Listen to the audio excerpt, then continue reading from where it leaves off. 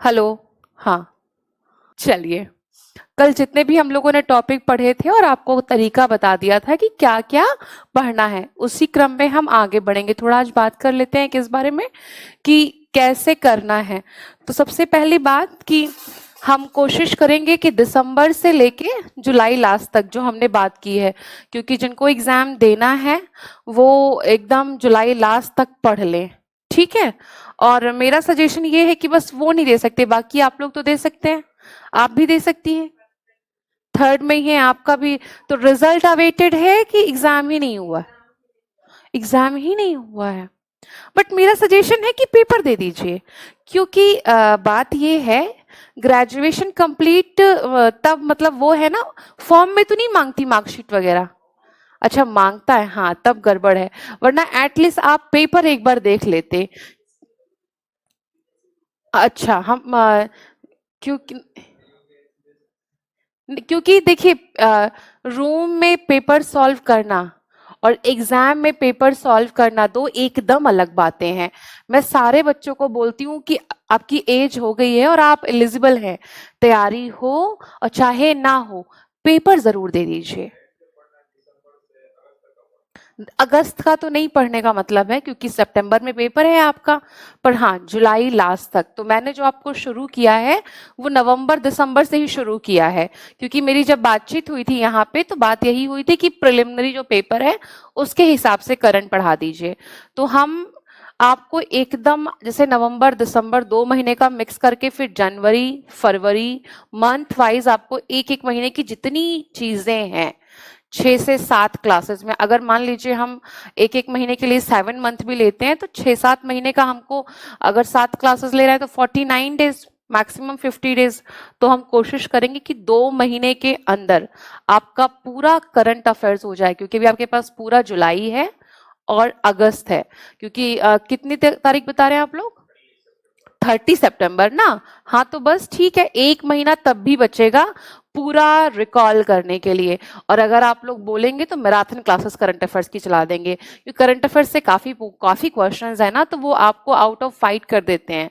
तो इसलिए कुछ ऐसा कर लिया जाएगा ताकि करंट गड़बड़ ना हो। ठीक है। और थोड़ा बीपीएससी का स्पेशल पेपर जो बिहार का है, अगर आपने 3 चीजों को ठीक से फोकस किया ना, करंट अफेयर्स, साइंस, हाँ हिस्ट्री तो खैर उसका तो कोई वही नहीं है। हिस्ट्री तो सरप्लस है सच में, जिसका ऑप्शनल हिस्ट्री है उसका तो सरप्लस है। मतलब जिसका हिस्ट्री नहीं है तो वो भी करंट अफेयर्स, साइंस और बिहार स्पेशल, तो आपको सिलेक्शन के करीब ले जाएगा। क्योंकि बाकी क्वेश्चन भी तो कुछ ना कुछ तो आप करोगे ना, थोड़ा ज्योग्राफी थोड़ा पॉलिटी, तो जो एक मतलब होता है ना कि हम बाहर हो जा रहे हैं सिलेक्शन से। अब तो ई ऑप्शन भी शायद हटा ही दिया गया, तो बेहतर है। एक बड़ा कंफ्यूजन था, मतलब मुझे तो परेशानी होती थी भाई कि ये क्या है। तो क्यों? तो ई ऑप्शन तो हटा दिया ना। अच्छा, डी में ये कर दिया जाए। Okay okay. तो ये सारे क्वेश्चंस में नहीं करेंगे, कुछ में करेंगे ना। उस तरह क्या होता है कि आपको 150 क्वेश्चंस में चुनना पड़ता है ना। तो कम से कम ये चीज ठीक है कि आपका ई ऑप्शन हट गया। बहुत सारे क्वेश्चन तो ई के चक्कर में गड़बड़ हो जाते हैं ना, कि पता नहीं इसमें हो भी सकता है, क्योंकि आजकल चीजें ऐसी हैं कि आदमी को डाउट हो जाता है। चलिए ठीक है, अब आप लोग जो फॉर्म नहीं भर सकते कोई बात नहीं, करंट अफेयर पढ़ के देख लीजिए, क्योंकि जब आप खुद से पढ़ने बैठेंगे तो आपको तरीका पता चल जाएगा कि ऐसे पढ़ना है। तो हमने कल बात की थी कि हम 3 से 4 रोज बड़े टॉपिक्स कवर करेंगे, क्योंकि पीटी के साथ मेंस की तैयारी करते रहना चाहिए। कभी भी ऐसा नहीं होता कि आपका प्रीलिम्स क्वालिफाई होगा और आप मेंस लिखना शुरू कर देंगे। जैसे मैंने भी प्रिपरेशन शुरू की तो मेरे दौर में ना इतना इंटरनेट का प्रचार नहीं था। 2013-14 में इतना नहीं था, क्योंकि डेटा फ्री नहीं होता था। मैं तो मतलब मैं बहुत लंबे टाइम तक छोटा फोन रखती थी, ऑलमोस्ट 2020 तक। पढ़ने के लिए मैंने टैब ले लिया था 17-18 में, बट मैं मल्टीमीडिया सेट नहीं रखती थी, वो बड़े वाले फोन्स नहीं रखती थी। तो एक बार एक बच्चे ने देखा तो बोला भी कि क्या रॉ वॉ में नौकरी करती हो क्या आप? मैंने बोला क्यों? बोले छोटा फोन कौन रखता है आजकल के जमाने में।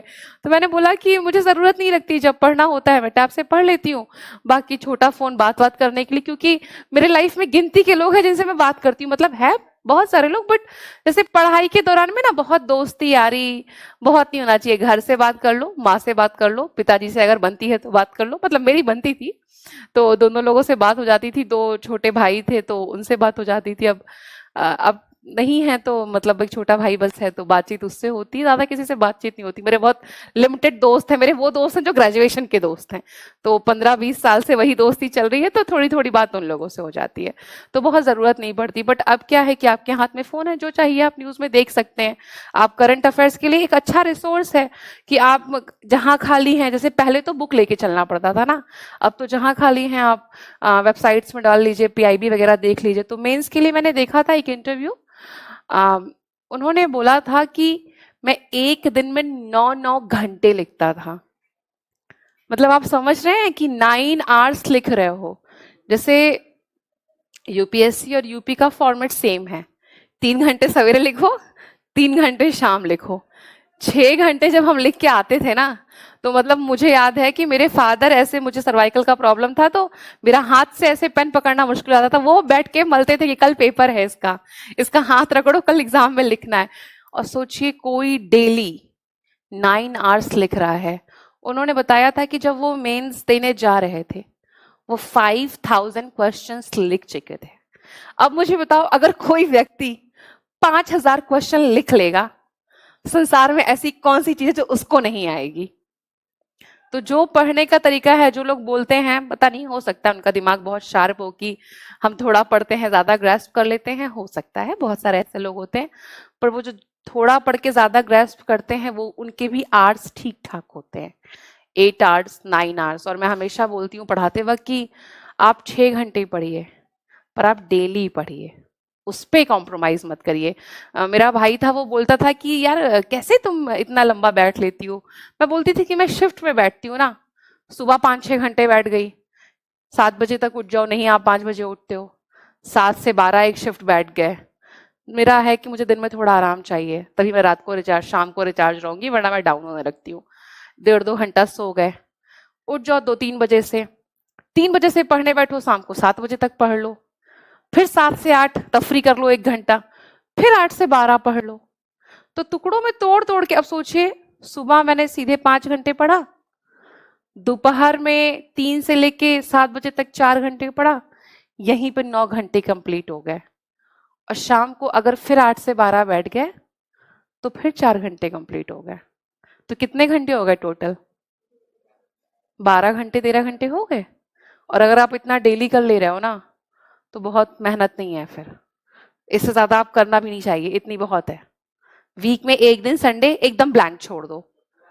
हाँ, हाँ, अभी आप क्लास कर रहे हो ना, कोचिंग 1 साल चलेगी बस, इसके बाद तो खत्म।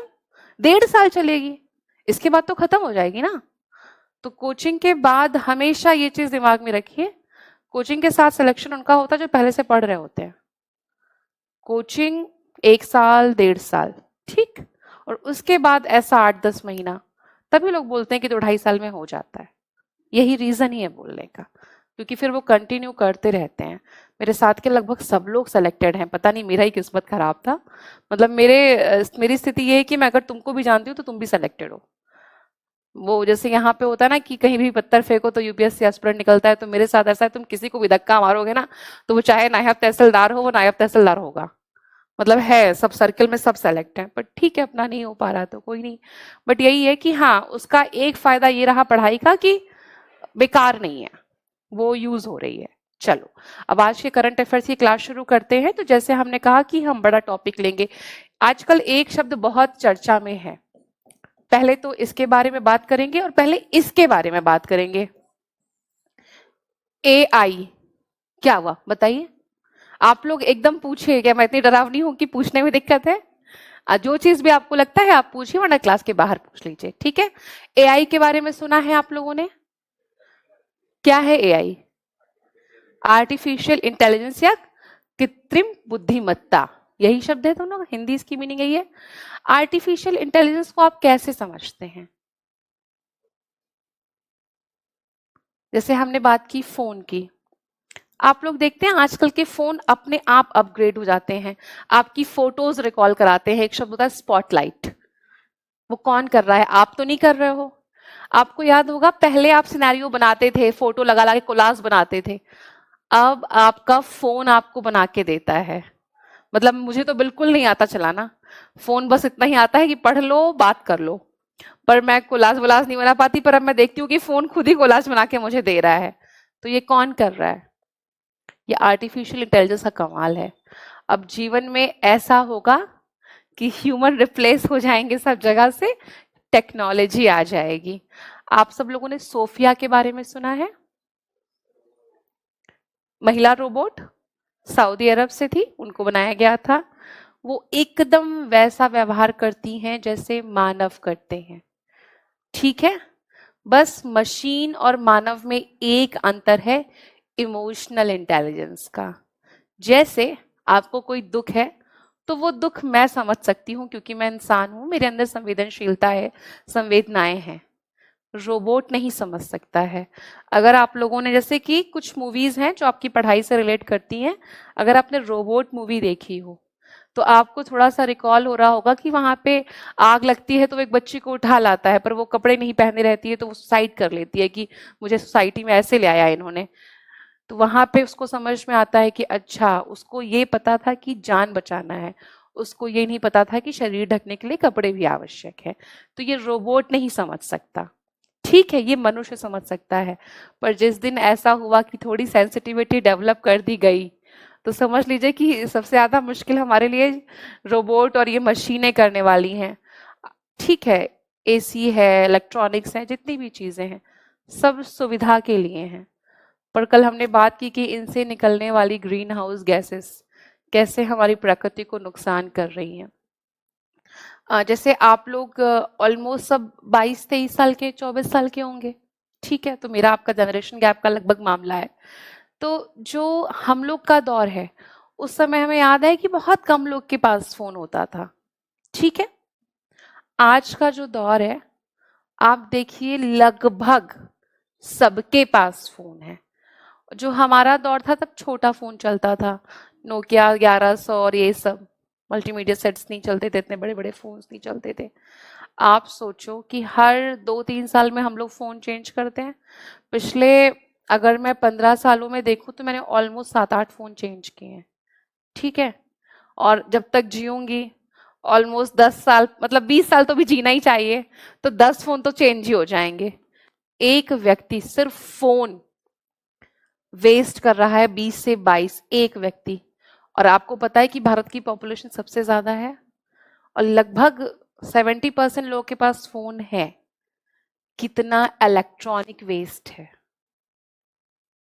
मतलब आप आर्टिफिशियल इंटेलिजेंस को किनारे कर दो, ये बात ही छोड़ दो, कितना इलेक्ट्रॉनिक वेस्ट है। अभी हम इस चीज से परेशान हैं कि हम पॉलीथीन बैन कर रहे हैं, इतने माइक्रो एमएम के ला रहे हैं कि 20 रखो, जुलाई से नई नीति आ रही है, दिसंबर से नई नीति आ रही है, लगातार पॉलिसी चेंज हो रही है प्लास्टिक के पॉल्यूशन से। आने वाला जो खतरा है ना, वो इलेक्ट्रॉनिक वेस्ट है कि कहाँ रखा जाएगा, इसको कैसे रिसाइकिल किया जाए या कैसे इसका यूज किया जाए। मतलब मेरे घर में 6-7 फोन पड़े हुए हैं बेकार, पुराने पुराने। तो मैं एक दिन सोच रही थी कि इनका क्या करूं, तो मेरे एक मित्र बोल रहे थे लाओ दे दो, इसका संग्रहालय बना लेता हूं। मैंने कहा ठीक है, ले जाओ म्यूजियम में रखना, मैं क्या करूंगी, कबाड़ इकट्ठा है। तो ये, और ये मेरे साथ ही नहीं, सबके साथ है।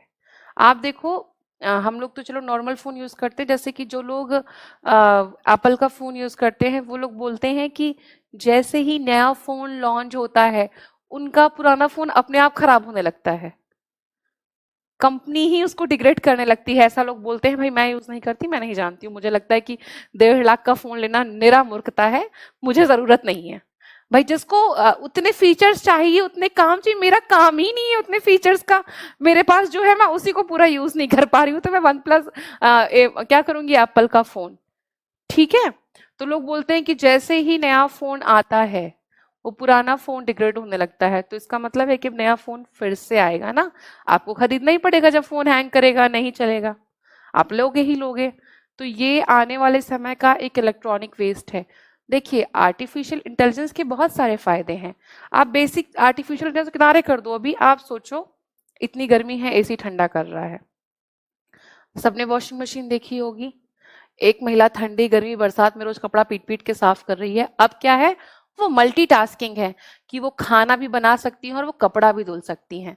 तो जो मशीनें होती हैं ना, वो आपकी एफिशिएंसी बचाती हैं, आपकी एनर्जी सेव करती हैं, पर जो उनसे होने वाला और नुकसान है, अब फ्रिज है, पानी ठंडा कर रहा है, खाना खराब होने से बचा रहा है। मेरे साथ तो अक्सर होता है कि जैसे थोड़ा मेरा हेल्थ इशू है तो मैं खाना सुबह बना के रख देती हूँ, अब यहाँ से जाती हूँ तब खाती हूँ, या फिर जहाँ और जगह पढ़ाती हूँ तो यहाँ से तो जल्दी चली जाती हूँ, वहां से आते 2:30-3 बज जाता है। अब खाना सुबह 6-7 बजे का बना है, मैं 3 बजे खा रही हूँ, फ्रिज में रख दिया है तो चल रहा है, वरना अगर इस गर्मी में बाहर रखो तो डेफिनेटली खराब हो जाएगा। उसके पास मेरे पास यही सॉल्यूशन है कि मैं फिर आके बनवाऊं या फिर मैं रखूं किसी को, यही चीज होगी ना। पर देखिए फायदा है फ्रिज होने का, पर जो उससे निकलने वाली गैसें हैं वो एनवायरनमेंट को इतना नुकसान कर रही हैं, है ना। जैसे हम लोग गैस में खाना बनाते हैं, पहले चूल्हे पे खाना बनता था। चूल्हे का नुकसान ये है कि उससे भी धुआं निकलता है, जो महिलाएं खाना बनाती हैं 2 मिनट धुआं लगता है तो हमारी आंखें जलने लगती हैं, पर जो लगातार उस पर काम कर रहा है तो वो उसकी आंखें, उसका हेल्थ, सब चीजें गड़बड़ हो रहा है, धुएं से लंग्स भी तो इन्फेक्टेड होता है। गैस आ गई, पर आपको पता है एक फॉसिल्स फ्यूल है ना, ये तो पर्यावरण के लिए तो नुकसानदेह है, ठीक है। तो जितनी भी मशीनें हैं उनके दोनों ही इम्पैक्ट है, अगर बेनिफिट है तो लॉस भी है। सेम इसी तरह आर्टिफिशियल इंटेलिजेंस है कि आप सोचिए हमारे यहाँ ऐसे ऐसे कंप्यूटर्स हैं कि करोड़ों की गिनती वो चुटकी बजाते कर देते, जिनको जोड़ने में हमें समय लगेगा। हर कोई शकुंतला देवी नहीं हो सकते। आप शकुंतला देवी के बारे में सुने होंगे कि वो बहुत तेज कैलकुलेशन करती थी, है ना। उनकी और मूवी भी बनी हुई है। तो मतलब मैंने शायद उनको पहले पढ़ा था पर इतना करीब से नहीं जाना था, मूवी का मैंने प्रोमो देखा है, मूवी नहीं देखी है, तब मैंने जाना है कि अच्छा ये मतलब इतनी अच्छी कैलकुलेशन करती थी। तो उसके लिए कंप्यूटर है। अभी देखो तुम लोगों से बोलो ना, किसी का नंबर याद है, फट से फोन निकालते हैं, बस एक बटन दबाते हैं, जिससे बात करनी होती है कर लेते हैं। तो जो भी मशीनरी का सिस्टम है, डाटा एनालिसिस करना, पढ़ाई करना, सीखना, सारी चीजों को एग्जीक्यूट करना मशीन कर रही है, और यही आर्टिफिशियल इंटेलिजेंस का स्वरूप है कि जो कुछ आपकी तकनीकी को बढ़ावा मिल रहा है। अब आप सोचिए, मैं यहाँ खड़ी हूँ, हो सकता है कोई बिहार का बच्चा मुझको देख रहा हो, मुझसे पढ़ रहा हो, तो अगर ये कंप्यूटर सिस्टम नहीं होते, ये टेक्नोलॉजी नहीं होती, तो ऐसा नहीं होता। मैंने आपसे पहले ही कुछ देर कहा कि हमारे समय इतनी टेक्नोलॉजीज डेवलपमेंट नहीं था, तो इतना अच्छा सोर्स नहीं था, अभी है सोर्स।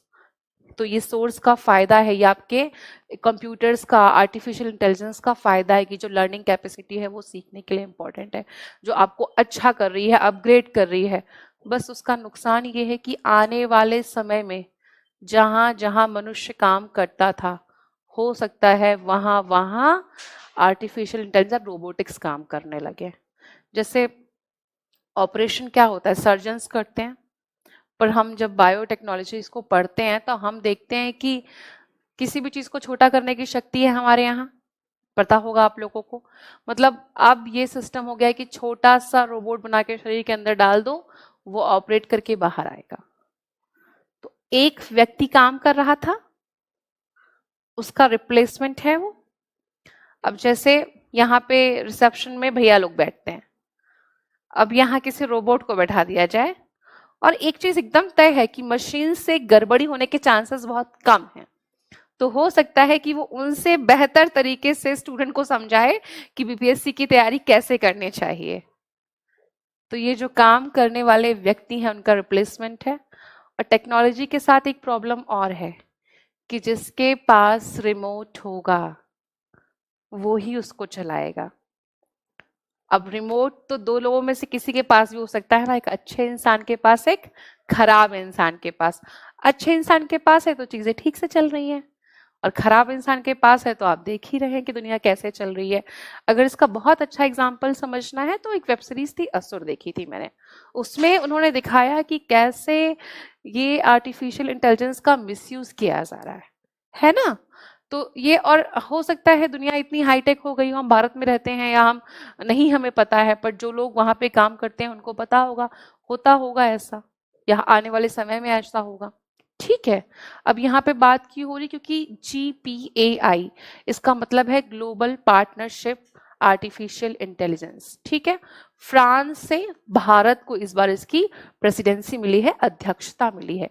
तो जब भी भारत को कोई चीज पहली बार मिलेगी वो आपकी परीक्षा में इंपॉर्टेंट हो जाएगी।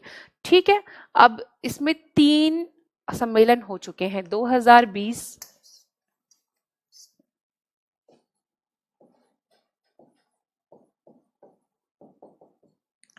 2020, 21, 22।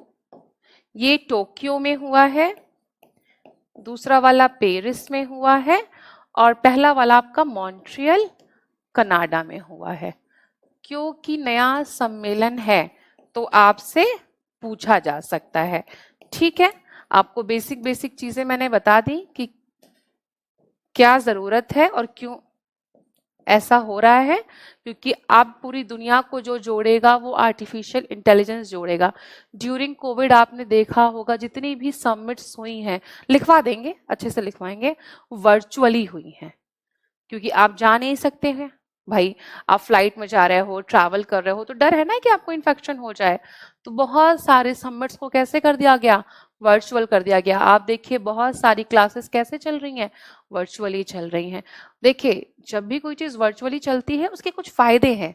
आप अगर ये क्लास घर से कर रहे हैं, आपका टाइम बच रहा है आने जाने का।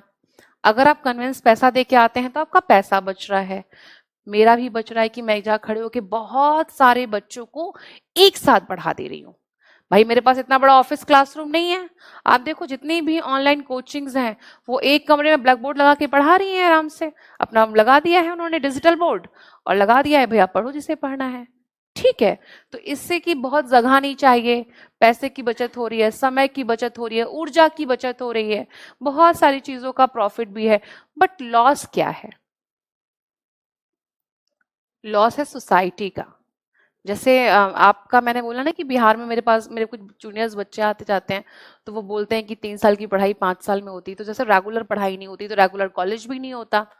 तो मैं उनसे यही बोलती हूँ कि जो ग्रोथ है कॉलेज की, हम लोग जो इतने, जैसे मैं जरूरत से ज्यादा तेज हो गई, वैसे मैं जहाँ से हूँ वहाँ लड़कियां इतना तेज होती नहीं है, पर मैं जरूरत से ज्यादा तेज हो गई।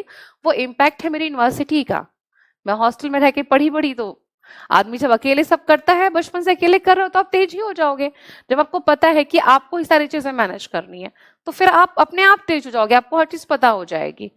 मुझे कहीं भी भेज दो, मैं अपने फादर को बोलती थी कि आप मुझे लंदन भेज दो अकेले, मैं टिक जाऊंगी, रह जाऊंगी, बस पैसे होने चाहिए मेरे पास। और नहीं भी दोगे तो मैं कुछ दिन में कुछ काम ढूंढ लूंगी, मेरा काम चल जाएगा। तो वो मेरा अपना नहीं है, वो जहां मैं पढ़ती थी उस जगह का असर है, जहां मैं रहती थी। तो जब आप सिर्फ कमरे पे रहोगे तो आप कोऑर्डिनेशन कैसे सीखोगे, आप कैसे किसी को समझोगे। आप यहाँ बैठे हो, अब 3 लोग एक सीट में बैठे हो, एडजस्ट कर रखे हो ना आराम से। अभी तो चलो क्लास खाली है, क्लास भर जाती है तो 5-5, 6-6 लोग के साथ बैठ जाते हैं। पर आप घर में अपने कंफर्ट से बैठे रहोगे, आप सोसाइटी में एडजस्ट ही नहीं कर पाओगे। बस वर्चुअल का ये प्रॉब्लम है। बहुत सारे जो डेवलप कंट्रीज हैं वहां पे ये दिक्कत है। जैसे एग्जाम्पल, चाइना में बहुत दिनों से ऐसी पॉलिसी रही है कि एक बच्चा होना चाहिए, है ना, सिंगल चाइल्ड पॉलिसी थी। अब सोचो एक बच्चा कैसा होता है, सबने देखा होगा, क्योंकि बहुत पैम्परिंग होती है उसकी माँ बाप से, दादी दादा से, नानी नाना से। वहां पे इसके लिए पर्टिकुलर टर्म यूज किया गया है कि साइंड्रोम है ये। एक बच्चे को 6 खिलौने मिल रहे हैं, 6 टॉय सिंड्रोम। उसका इतना लाड है, इतना दुलार है कि उसको, वो इतना मतलब सेल्फ सेंटर्ड हो गया है ना कि उसको अपने अलावा कोई दिख ही नहीं रहा है, कोई समझ ही नहीं आ रहा है। पर जब घर में 2-3 लोग होते हैं तो आपको होता है ना कि थोड़ा अपने भाई बहन के लिए भी कर दें, थोड़ा अपने कजिन्स के लिए भी कर दें। उनके पास ये मामला ही नहीं है, क्योंकि वो देख ही नहीं रहे हैं। हम जैसे हमारे पेरेंट्स करते हैं, कुछ कुछ चीजें हमारे पास वैसे आती हैं। जब हम एथिक्स पढ़ते हैं तो उसमें हम देखते हैं कुछ चीजें हमें स्कूल कॉलेज से मिलती हैं, कुछ चीजें हमें सोसाइटी से मिलती हैं। वो जो हम अपने इर्द गिर्द सीखते हैं वही मिलती है। जब उसके आसपास कोई भाई बहन है ही नहीं, 6 बड़े लोग हैं, वो कैसे सीखेगा, उसकी लर्निंग कैसे होगी। ठीक है, तो यहाँ पर जो वर्चुअल होने का जो लॉस है, बस सोसाइटी के लिए बहुत ज्यादा लॉस है। मैं हमेशा बोलती हूँ कि ऐसा व्यक्ति जिसके अंदर संवेदनाएं ना हो, तो फिर वही पेपर में खबर छपती है कि 20 बार चाकू घोंपा। मतलब मुझे लगता है कि एक बार चाकू घोंपने के बाद आदमी का हाथ कांपने लगे, और 20 बार स्टेपर्ड कर रहे हो आप, तो मतलब अजीब है ना। चलो फिर हेडिंग डालो, GPAI, global partnership of artificial intelligence.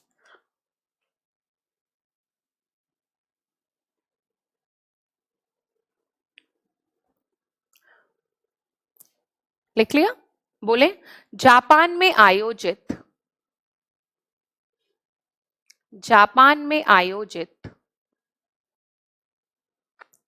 तीसरे वार्षिक शिखर सम्मेलन, जापान में आयोजित तीसरे वार्षिक शिखर सम्मेलन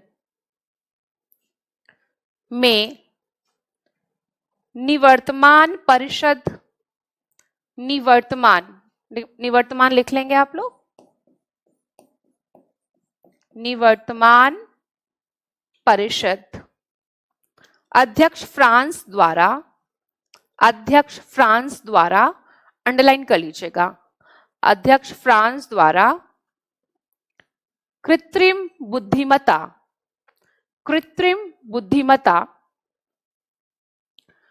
पर वैश्विक भागीदारी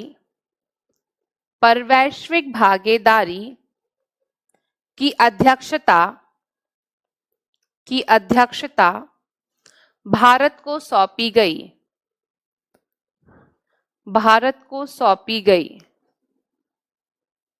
ठीक है, इंग्लिश वाले बच्चों के लिए हम ऑनलाइन बोल दे रहे हैं। Recently India has been handed over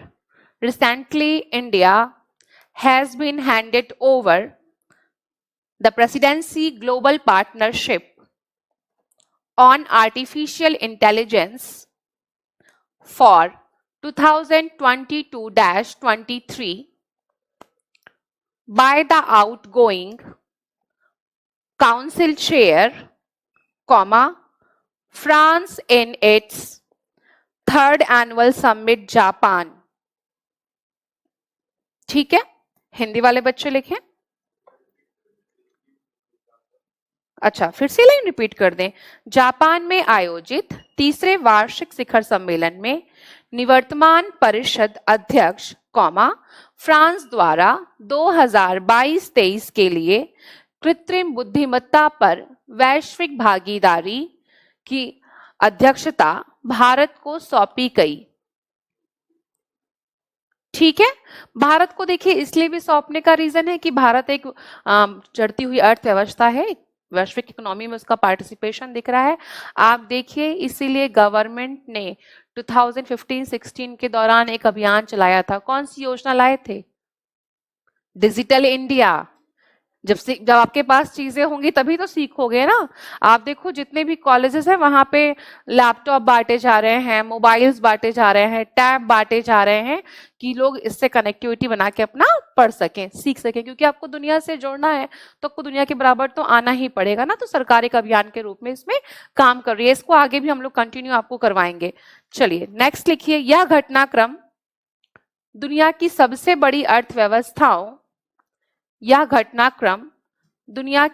बड़ी अर्थव्यवस्थाओं के समूह G20 की अध्यक्षता संभालने के बाद हुआ।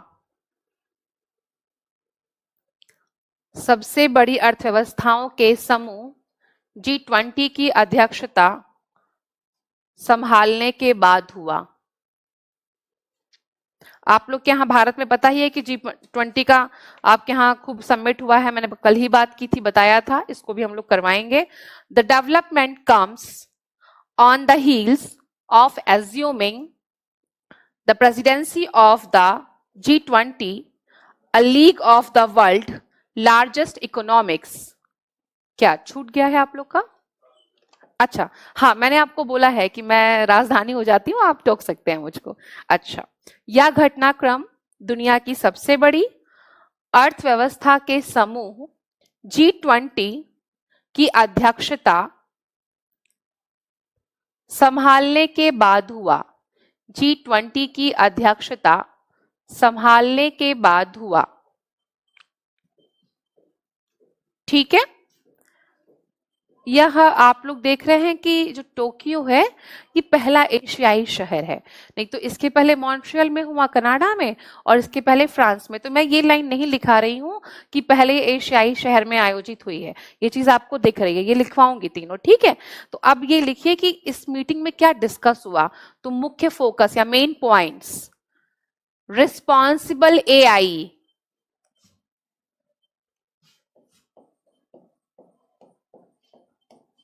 रिस्पॉन्सिबल एआई, हिंदी में अगर लिखना चाहते हैं तो जिम्मेदार एआई, जिम्मेदार एआई। डेटा गवर्नेंस, डेटा का शासन। फ्यूचर ऑफ वर्क, काम का भविष्य। फ्यूचर ऑफ वर्क, काम का भविष्य। Innovation, innovation.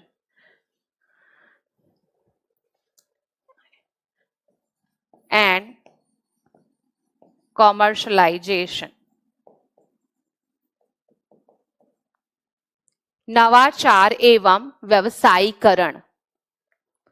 रिस्पॉन्सिबल एआई, जिम्मेदार एआई, डेटा गवर्नेंस, डेटा शासन, फ्यूचर ऑफ वर्क, भविष्य का कार्य, इनोवेशन एंड कॉमर्शलाइजेशन, नवाचार एवं व्यवसायीकरण।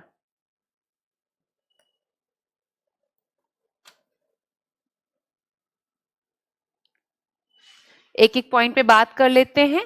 रिस्पॉन्सिबल एआई, जैसे हम बात कर रहे थे कि रिमोट किसके हाथों में है, तो एक जिम्मेदार हाथों में होना चाहिए। मतलब ऐसा काम किया जाए कि सोसाइटी को बेनिफिट्स हो, लॉस ना हो। डेटा गवर्नेंस, हमारी पूरी सोसाइटी का सारा डेटा मैनेज रहे। जैसे आप देखते होंगे आजकल आपके पास फोन आता है कि अपना एटीएम का कोड बता दीजिए, अपना पिन नंबर बता दीजिए। मेरे साथ तो 2 बार हो चुका, अभी परसों नरसों आया था। और मतलब सोचिए, मैं सच में अपना कुछ सर्च कर रही थी फोन पे, मुझे लगता है कि सच में इन लोग के पास डेटा होता है, क्योंकि मैं योनो सर्च कर रही थी, मेरा योनो काम नहीं कर रहा था और मेरे पास कॉल आई कि आप अपना यूनो का नंबर ढूंढ रही है ना, आप अपना अकाउंट नंबर बता दीजिए। तो मैंने कहा, वो किसने बोला है? बोले भैया ने। मेरा एक छोटा भाई है, मेरे बड़े भाई नहीं है। मैं, कौन भैया? नहीं यार, कोई नहीं मिला तुमको? बेवकूफ आदमी, तो उसने फोन काट दिया। तो डेटा गवर्नेंस का मामला यहाँ पे ये है कि आपकी, जैसे आपका आधार लिंक्ड है ना हर जगह, आपकी प्राइवेट चीजें, हम लोग सामान्य लोग हैं तो हम लोग की इतनी प्राइवेसी नहीं है। ठीक है, हम लोग का अगर कोई आधार देख भी लेता है तो नहीं इम्पोर्टेंट है, पर जो बड़े लोग हैं, जो उद्योगपति हैं, तो उनकी चीजें प्राइवेसी में रखी जाती है ना, सारा डेटा उनका अवेलेबल है। ठीक है, फ्यूचर ऑफ वर्क, भविष्य में जो भी काम है वो एआई के हाथों होना चाहिए या एआई के हाथों होगा। तो जैसे मैंने आपको कहा कि सब जगह कैसे रिप्लेसमेंट्स होंगे जॉब में, ठीक है, उसकी बात करी जा रही है। इनोवेशन और कमर्शलाइजेशन, मतलब इनोवेशन का मतलब होता है नवाचार, कि आप हमेशा कुछ नया करते रहो। जैसे अभी आप लोगों ने सुना था कि ड्रोन फोटो खींचने में, इन सब चीजों में इस्तेमाल कर रहा है। भारत की ही एक कंपनी थी, उसने वरुणा बनाया। पहली बार एक ऐसा ड्रोन का निर्माण हुआ जो मैन पेलोड है, मतलब व्यक्ति को बैठाकर 25 किलोमीटर तक जा सकता है। तो ये साइंस में इनोवेशन है ना। और कमर्शलाइजेशन की, आप देखो, पहले सब लोग इतना बड़ा कैमरा लेके घूमते थे, उस पे एक आदमी ऐसे लाइट दिखाता था। अब क्या है, एक आदमी रिमोट लेके खड़ा रहता है और ड्रोन को नचाता रहता है। ठीक है, तो जब चीजें जेब के पास होंगी तभी खरीदी जा सकती हैं। जैसे आपको याद होगा, जब हम लोग के फोन्स हैं, इतने बड़े स्मार्टफोन्स हैं, पहले बहुत महंगे आते थे। 10,000 से नीचे तो नहीं आता था, अभी भी नहीं आता है, बट आपको 5-6 हजार का भी स्मार्टफोन मिलता है, पहले नहीं मिलता था। ठीक है, तो कमर्शलाइजेशन होगा तो हर कंपनी बनाएगी, थोड़ा सस्ता बनाएगी, थोड़ा महंगा बनाएगी, कंपटीशन का दौर है। ठीक है, चलिए इसी में आगे लिखिए कि अब इसको कैसे, किसने मिलके बनाया। इसे 15 सदस्य देशों के साथ, इसे 15 सदस्य देशों के साथ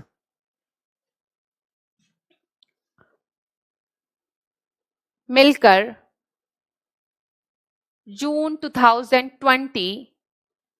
2020 में लॉन्च किया गया, लॉन्च किया गया।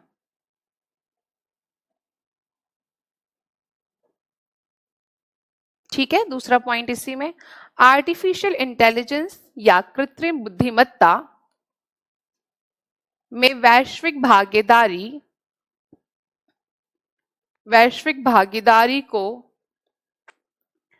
G7 के भीतर, G7 के भीतर विकसित एक विचार के परिणाम, विकसित एक विचार के परिणाम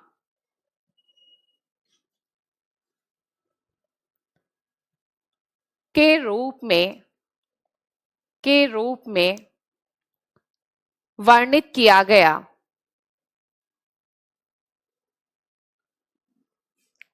It was launched in June 2020 with 15 members. The global partnership in artificial intelligence is described as the fruition of the idea developed with in G7, developed in G7। ठीक है, अब आप लिख लीजिए कि कहां कहां पर इसकी सम्मेलन हुए थे, तो लिखिए समिट्स या शिखर सम्मेलन।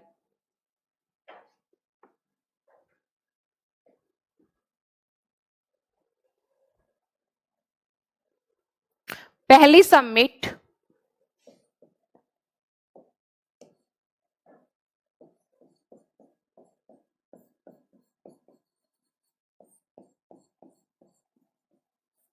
थ्री टू 4 दिसंबर बता ही चुकी हूं, मॉन्ट्रियल कनाडा। मुझे डेट नहीं था रिकॉल, तो मैंने सोचा आपको डेट सहित लिखा दिया जाए। नेक्स्ट है आपका 11-12 नवंबर। अच्छा, ईयर नहीं लिखा मैंने, ये लीजिए। ठीक है,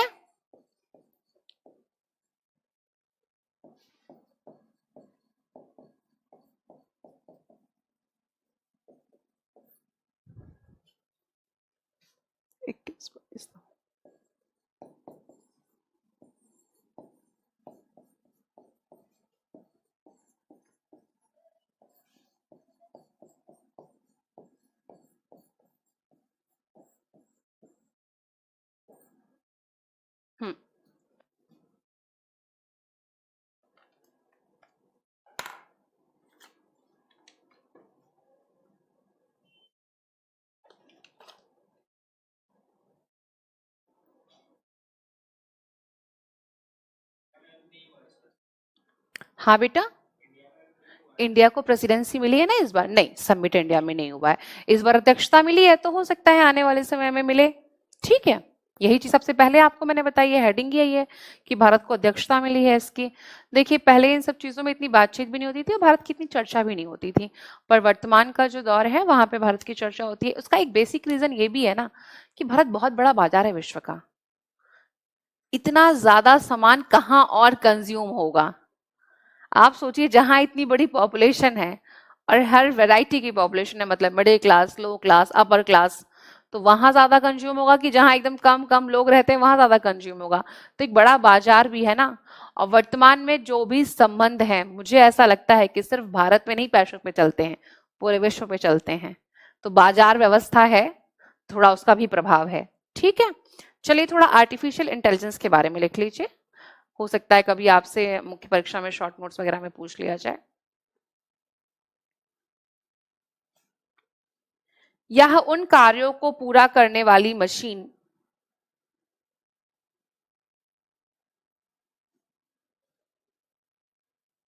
यह उन कार्यों को पूरा करने वाली मशीन की कार्यवाही का वर्णन करता है, की कार्यवाही का वर्णन करता है, जिनके लिए जिनके लिए ऐतिहासिक रूप से जिनके लिए ऐतिहासिक रूप से मानव बुद्धि की आवश्यकता होती है, मानव बुद्धि की आवश्यकता होती है।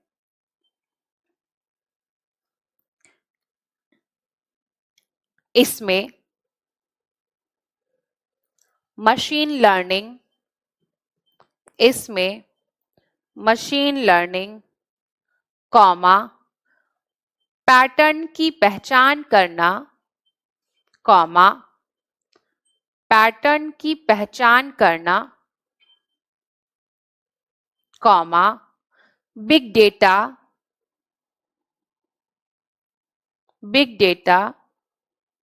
सेल्फ एल्गोरिदम या स्वयं एल्गोरिदम, डेटा की पहचान करना, सेल्फ एल्गोरिदम आदि जैसी प्रौद्योगिकी शामिल है।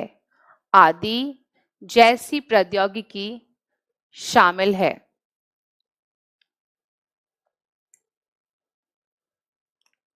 जैसे आप डेटा की पहचान करना तो समझ पा रहे होंगे कि आपको जो भी चाहिए, आपका जैसे आपको नाम ही चाहिए, आपने किसी का नाम टाइप किया, उसकी डिटेल आ गई, है ना।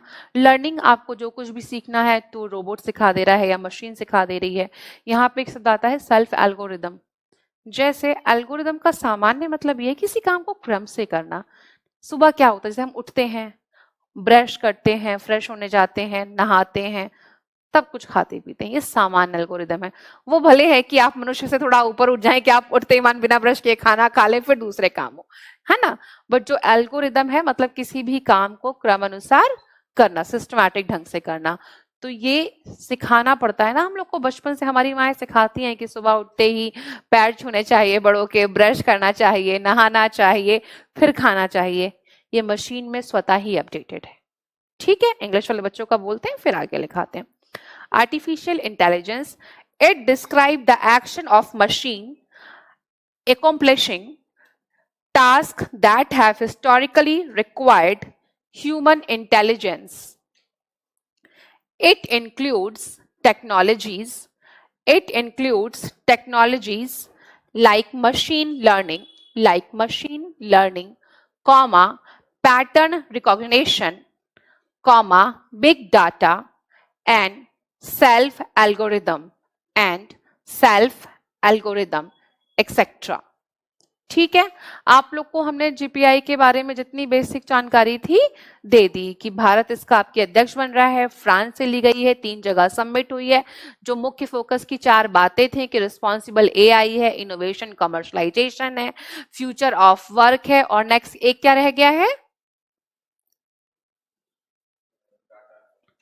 Data governance. ठीक है, क्लियर है। अब हम बात करते हैं CSW। इस शब्द को आप लोगों ने कभी सुना है? CSW, commission of status of women.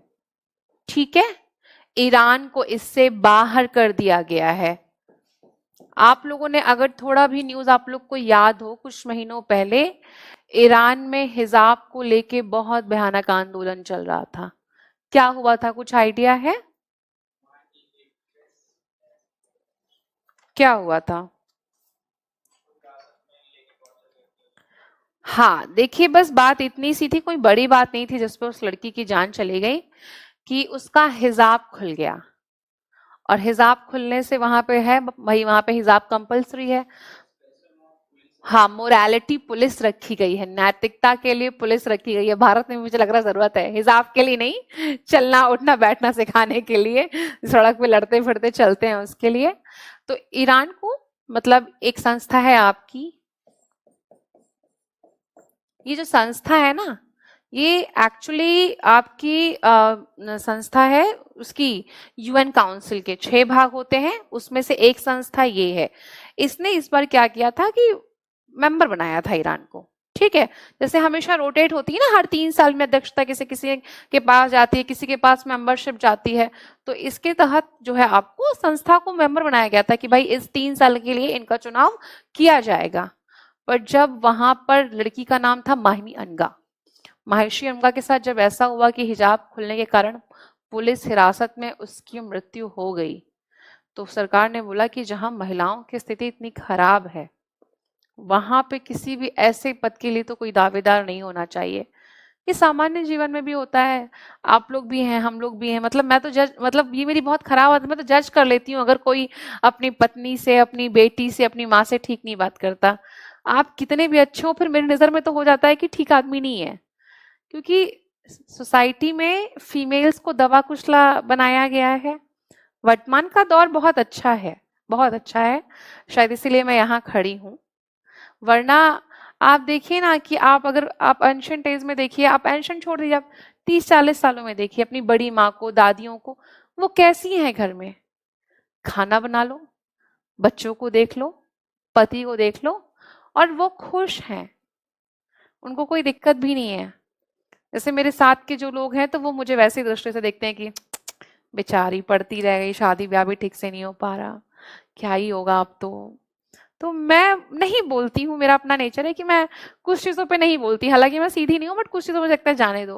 मैं मन पे सोचती हूँ आपको पता ही नहीं है कि मैं कितने आराम से रह रही हूँ।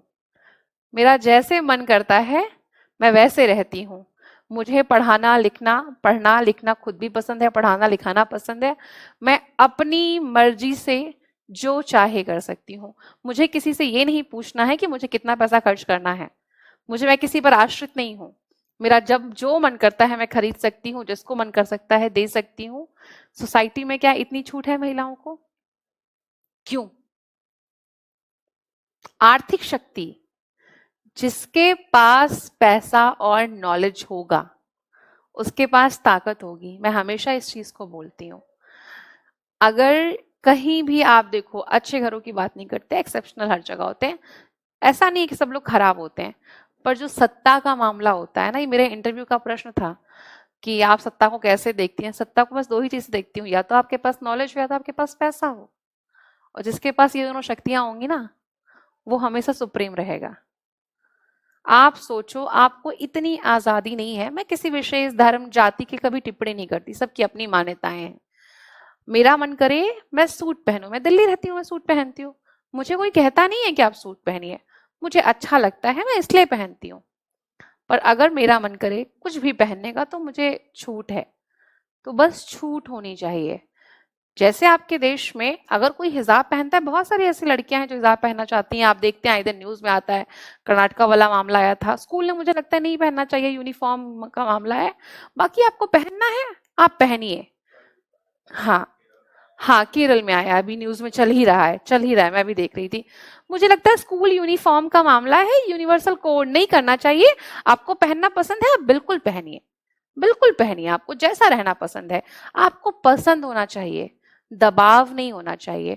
अब सोचिए वो 22-23 साल की लड़की को इतना मारा उस पुलिस ने कि उसकी क्या हो गई, मृत्यु हो गई, वो डेथ हो गई उसकी। तो ये नहीं होना चाहिए। और वो शायद सही कर रही थी या खुल गया, तो बस ये नहीं होना चाहिए। बाकी जिसको जैसे रहना है। भारत में एक चीज बहुत अच्छी है कि आप ऐसे देश में रहते हैं, सौभाग्य है कि आप जैसे रहना चाहते हैं आप रह सकते हैं।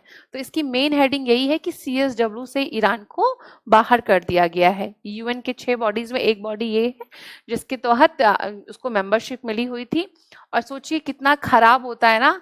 जैसे अभी बीच में UPSC का एक रिजल्ट आया था, 2 लड़कियां एक ही रोल नंबर पे कर रही थी कि मेरा है, बेचारी जिसका हुआ होगा वो उसकी जान कितनी सूख रही होगी। जो उस पे झूठा लगा रही थी आरोप कि भाई मेरा सिलेक्शन हुआ है। कितना खराब होता है कि एक बार आपको कोई चीज मिल जाए और फिर उसको छीन लिया जाए, वापस ले लिया गया ना इससे। तो वैसे भी स्थिति अच्छी नहीं है और खराब हो रही है आपकी सोसाइटी में। ठीक है, तो हेडिंग डालिए, ईरान CSW से बाहर।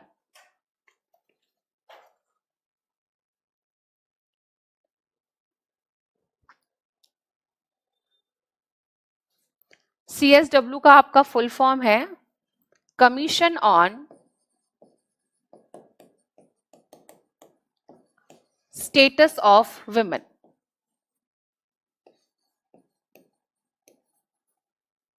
Commission on status of women.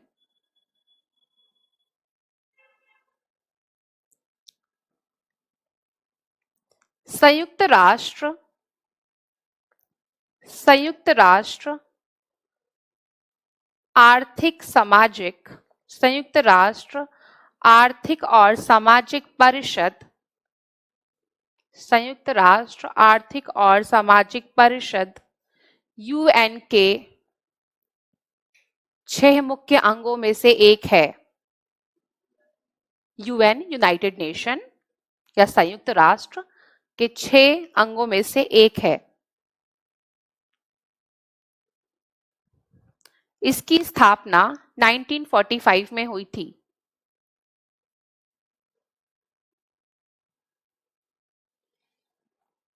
ठीक है, नेक्स्ट पॉइंट इसी में लिखिए, देश में महिलाओं 1945 देश में महिलाओं और लड़कियों के उत्पीड़न का हवाला देते हुए देश में महिलाओं और लड़कियों के उत्पीड़न का हवाला देते हुए अमेरिका द्वारा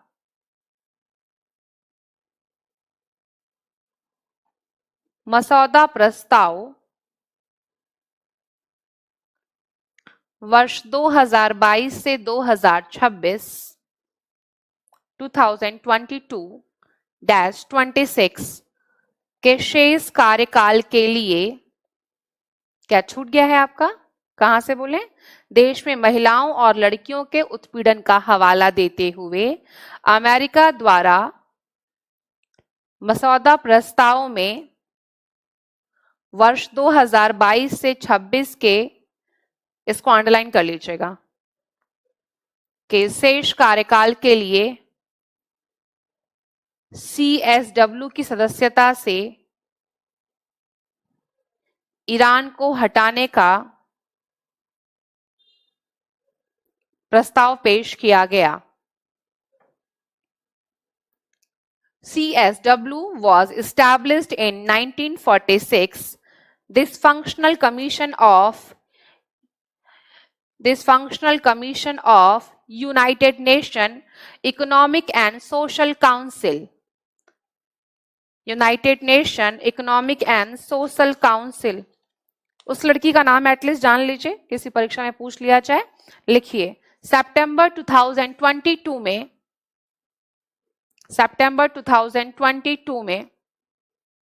22 वर्ष महसा अमीनी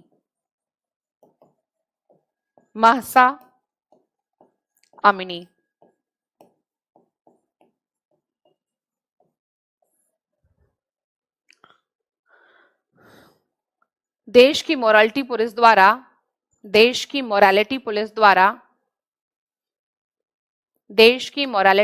द्वारा हिरासत में लिए जाने के बाद मृत्यु हो गई थी।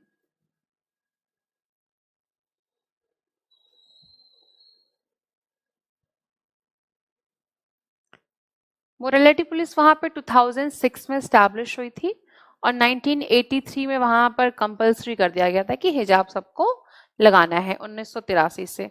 सोचिए इतना दुनिया आगे है और कुछ चीजें एकदम कंपल्सरी है, तो वैसे हो जाए कि भारत में एकदम सूट साड़ी सब सलवार सब कंपल्सरी कर दिया जाए कि जिस भाई यही पहनना है, ड्रेस कोड है, तो वो स्कूल वाली फीलिंग आएगी ना, फिर तो ये लगेगा नहीं कि हम देश में रहते हैं। एक बार इंग्लिश वाले बच्चों का बोल देते हैं, फिर नेक्स्ट टॉपिक लेते हैं। The draft resolution introduced by the removal of Iran from the membership of the CSW for the remain of its 2022-26 term, citing its oppression of women and girls in the country. Iran has been dropped by protest since the September 2022 death of 22 years old Mahsa Amini, who died after being detained by the country morality police. जैसे हम लोगों ने अभी इतनी artificial intelligence की बात की, तो बहुत सारे भारत में ऐसे राज्य हैं जो बहुत काम कर रहे हैं डिजिटल चीजों पे, ठीक है। तो आपने पुलमपारा का नाम सुना है?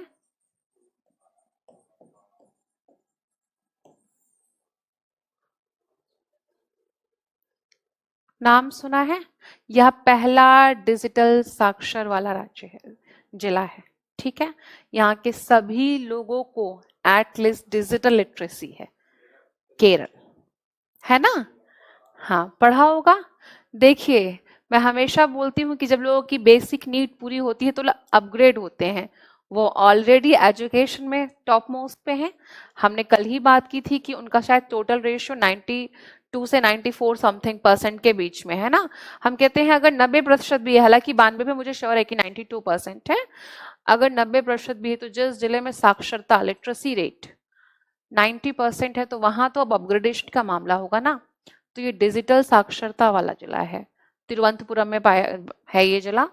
और ये इसलिए शायद संभव हो पाया है ना क्योंकि केरल के पास KFON, केरल का अपना फाइबर ऑप्टिकल नेटवर्क है। जैसे हमें एजुकेशन का राइट मिला है ना, किस आर्टिकल में और किस अमेंडमेंट में हमें एजुकेशन का राइट मिला है?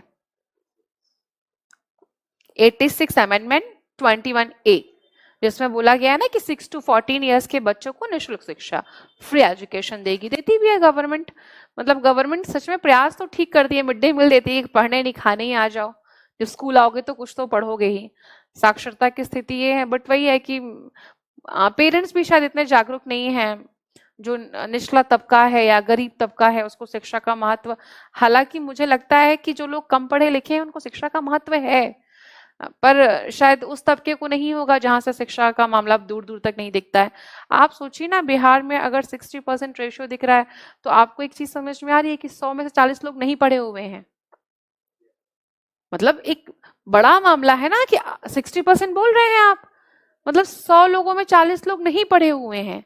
आप उसको ऐसे मत देखो कि 60% लोग पढ़े हुए हैं, 100 में से 40 लोग निरक्षर हैं, अक्षर ज्ञान भी नहीं है, है ना। तो जब आप पढ़े लिखे नहीं हैं तो आप अफवाह पे ध्यान देंगे। जैसे मुझे याद है कि मेरी मासी पूजा वाली बुक पढ़ रही थी, भाई पंडितों का घर है, पूजा पाठ होता रहता है, तो अपना वो कुछ मंत्र की बुक पढ़ रही थी, शायद दुर्गा चालीसा। तो वो बहुत बुजुर्ग थी।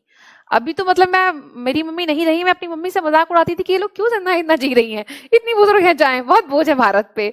तो बोलती थी अरे मेरी बहनों को ऐसे मत बोलो। और वो जब पढ़ रही थी तो मैंने उनसे पूछा कि मासी आप पढ़ी लिखी हैं? तो उन्होंने बहुत प्राउडली बोला कि हम 5वीं पास हैं, आई एम PhD होल्डर। मतलब मैंने PhD प्रिपरेशन किया, बीच में छोड़ दिया, बट मुझे कभी वैसा नहीं लगा। फिर ऐसे मुझे एक दिन लगा कि वो जिस टाइम में 5वीं पास हैं वो बहुत बड़ी उपलब्धि है ना, जो दौर है, क्योंकि वो 60-70 के दौर की हैं, तो वो उनकी उपलब्धि है कि वो उस दौर में 5वीं पास हैं। अब आप सोचिए हमारे यहाँ ढंग से कंप्यूटर चलाना लोगों को नहीं आता। पुलमपुरा तिरुवनंतपुरम जिले का एक गांव है जहाँ पे सबको डिजिटल साक्षरता है, मतलब वहां का लगभग 95% लोग क्या है, कंप्यूटर का नॉलेज है, डिजिटल साक्षरता है, ये उपलब्धि है। केरल एक ऐसा राज्य है जिसने 2019 में बोला कि जैसे एजुकेशन का अधिकार है वैसे डिजिटल साक्षरता का अधिकार है, सबके पास इंटरनेट सुविधा होनी चाहिए। और उन्होंने केरल ने अपना फाइबर ऑप्टिकल नेटवर्क बनाया कि भैया सबको मिल सके, क्योंकि जब डेटा मिलेगा तो चलाना आएगा। आप सोचो अगर जियो ने फ्री डेटा कंसेप्ट स्टार्ट नहीं किया होता, आज तो हम लोग सब लोग रिफिल कराते हैं, नहीं स्टार्ट किया होता तो क्या इतना हम लोग डेटा यूज करने के आदी होते? मैं तो नहीं थी, क्योंकि मैंने बोला ना आपका मेरा जनरेशन गैप है भाई, मैं तो यूज नहीं करती थी इतना, पर जब हाथ पे आने लगा तो हम लोग यूज करने लगे। ठीक है, तो जब आपको फ्री में सरकार प्रोवाइड करवाएगी, जैसे एजुकेशन प्रोवाइड करा रही है तो सरकार यहाँ पे डिजिटल साक्षरता को प्रोवाइड करवा रही है। हालांकि इसके लिए 2 मिशन चलाए थे इन लोगों ने 2014 से 16 के बीच में, एक नेशनल डिजिटल साक्षरता मिशन, एक डिजिटल साक्षरता अभियान। 2 चीजों को उन्होंने फॉलो अप किया था, पर 2019 में इन्होंने एकदम इस चीज को कर दिया, क्योंकि बेसिक राइट है, ये मिलना ही चाहिए। ठीक है, तो चलिए फिर लिखिए। हाँ, तो वही तो बोला हमने आपको कि फ्री इंटरनेट दिया है केरल फैब्रिका। ये मतलब ही है ये कि फाइबर ऑप्टिकल नेटवर्क के माध्यम से ही तो प्रोवाइड करा रहा है, यही तो बता रहे हैं आपको हम कि केरल ने फ्री प्रोवाइड कराया। तभी तो हमने एग्जांपल दिया कि जियो ने फ्री कर दिया तो हमने चलाना सीख लिया, तो जब हमें फ्री में मिलेगा तो हम सीख जाएंगे चलाना। चलिए यही बता रहे हैं। पुलमपारा देश की पहली, हिंदी में लिख दिया जाए, साउथ का नाम है तो थोड़ा सा समझ में कम आता है, लीजिए। पुलमपारा देश की पहली पूर्ण डिजिटल साक्षर पंचायत, देश की पहली पूर्ण डिजिटल साक्षर panchayat, first fully digital literate gram panchayat. Pullampara was first fully digitally literate gram panchayat. Kerala राज्य के तिरुवनंतपुरम,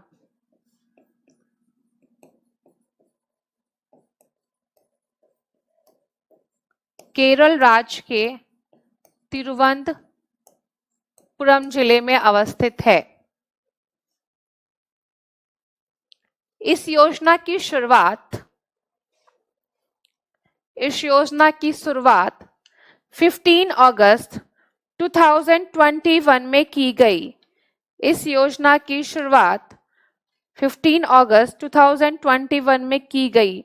डिजी पुलम्पारा project was launched on August 15, 2021. On August 15, 2021.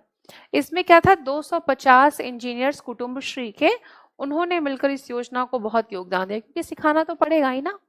तो मैं हमेशा बोलती हूँ कि जब आपको आएगा तभी तो आप सिखाओगे, है ना। तो उन्होंने क्या किया कि हमें पता है कि साउथ का एजुकेशन में मामला ठीक है, तो वहाँ पे 250 इंजीनियर्स थे, कुटुंबश्री लोग मिलके उन्होंने पूरी जितने भी वहाँ के लोगों थे उनका अपना जिस तरह भी साक्षर किया होगा उसको साक्षर करने का उन्होंने प्लान किया और इस चीज को आगे बढ़ाया। तो आप लिखना चाहते हैं तो लिख सकते हैं, Kerala fibre optic network, Kerala fibre optic network परियोजना के माध्यम से आर्थिक रूप से पिछड़े परिवारों को फ्री इंटरनेट प्रोवाइड दिया गया। केरल गवर्नमेंट ने 2019 में इंटरनेट को मूल अधिकार के रूप में स्वीकार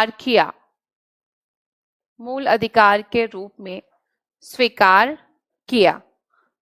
ठीक है, इंग्लिश वाले बच्चों को हम डिक्टेट कर दे रहे हैं। The government has also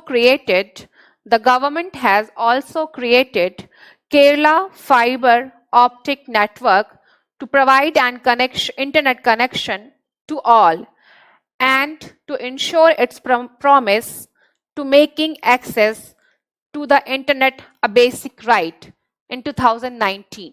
और आपको दो चीजें बता दी हैं कि साक्षरता अभियान, डिजिटल साक्षरता अभियान और नेशनल डिजिटल एजुकेशन लिटरेसी के लिए इन्होंने 2 योजना चलाई थी।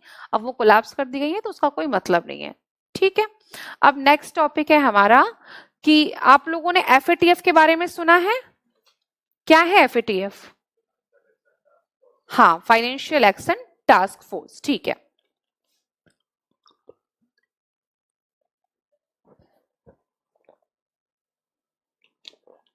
क्या करती है ये संस्था? भ्रष्टाचार को मिटाती है, तो भारत में ले आते हैं, मिट जाए। बहुत भ्रष्टाचार है, करप्शन इंडेक्स में बहुत आगे, बहुत पीछे आते हैं हम लोग। ये संस्था वैश्विक तौर पर मनी लॉन्ड्रिंग या फिर ऐसा पैसा जो कि टेररिस्ट ग्रुप को वित्त पोषित करता है, फाइनेंस करता है, उनको रेगुलेट करती है, उनको वॉच करती है। ठीक है, ये करंट का क्वेश्चन इसलिए है क्योंकि म्यांमार को ब्लैक लिस्टेड कर दिया गया है। पढ़ा होगा आप लोगों ने कहीं ना कहीं इस चीज को। तो जब म्यांमार को ब्लैक लिस्टेड इसलिए किया गया कि कहीं ना कहीं उनको लगा होगा कि ये इन 2 चीजों में, मनी लॉन्ड्रिंग में, आज जो टेररिस्ट को फाइनेंशियल प्रोवाइड कराते हैं। मनी लॉन्ड्रिंग का सामान्य मतलब, लॉन्ड्रिंग का क्या है? गंदे कपड़े भेजो और साफ कपड़े वहां से आते हैं, तो ब्लैक मनी भेजो और वो व्हाइट करके आती है। ठीक है, सामान्य भाषा में मनी लॉन्ड्रिंग का मतलब यही है कि वो पैसा मूव करके उसको व्हाइट मनी के रूप में चेंज कर दिया जाता है। ठीक है, तो ऐसे देशों को चुनते हैं जहां पे पैसे की जरूरत है, वो वहां से पैसा अपना मंगा लेते हैं दोबारा से। तो जब ऐसे देश जो टेररिस्ट ग्रुप को सपोर्ट कर रहे हैं, नॉन कोऑपरेटिव फॉर्म में जा रहे हैं, उनको ब्लैक लिस्टेड करते हैं। ब्लैक लिस्ट, ग्रे लिस्ट, दो इंपॉर्टेंट लिस्ट हैं। ब्लैक लिस्ट में भी आपका क्या है, मनी लॉन्ड्रिंग है, और ऐसे ग्रुप जो कि आतंकवादियों को, टेररिस्ट को मतलब प्रोवाइड कराते हैं पैसा, उनके बारे में बात हो रही है। ग्रे लिस्ट में भी इन्हीं दोनों के बारे में बात हो रही है। पर ब्लैक लिस्ट में एक शब्द और जुड़ता है, नॉन कोऑपरेटिव, मतलब यह बिल्कुल सहयोग नहीं करते। ठीक है, तो ये जो संस्था है, भारत इसका 2010 में मेंबर बना है, FATF 1989 में बना था। ठीक है, भारत पहले ऑब्जर्वर था, पर्यवेक्षक था। ठीक है, 2006 तक। फिर क्या हुआ कि 2010 में उसने पूरी मेंबरशिप ले ली, उसको मेंबरशिप मिल गई। सिर्फ वर्तमान में एक देश है जो पर्यवेक्षक है या फिर ऑब्जर्वर है, इंडोनेशिया। तो लिखिए FATF।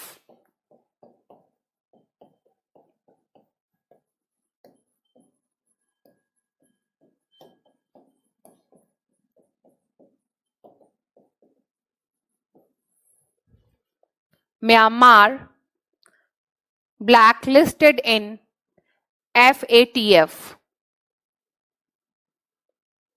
म्यांमार को ब्लैक लिस्ट कर दिया गया है या काली सूची में डाल दिया गया है FATF के द्वारा। FATF के द्वारा financial action task force. FATF financial action task force. ठीक है, इसकी स्थापना 1989 में पेरिस में हुई थी। इसकी स्थापना 1989 में पेरिस में हुई थी। टोटल 39 मेंबर हैं इसमें। 1989, हाँ, पाकिस्तान ग्रे लिस्ट में था। ठीक है, भारत 2006 तक पर्यवेक्षक की भूमिका में रहा। भारत 2006 तक पर्यवेक्षक की भूमिका में रहा तथा 2010 से सदस्य रूप में शामिल हो गया। 2010 से पूर्ण सदस्य रूप में शामिल हो गया। पूर्ण सदस्य रूप में शामिल हो गया। इंडोनेशिया एकमात्र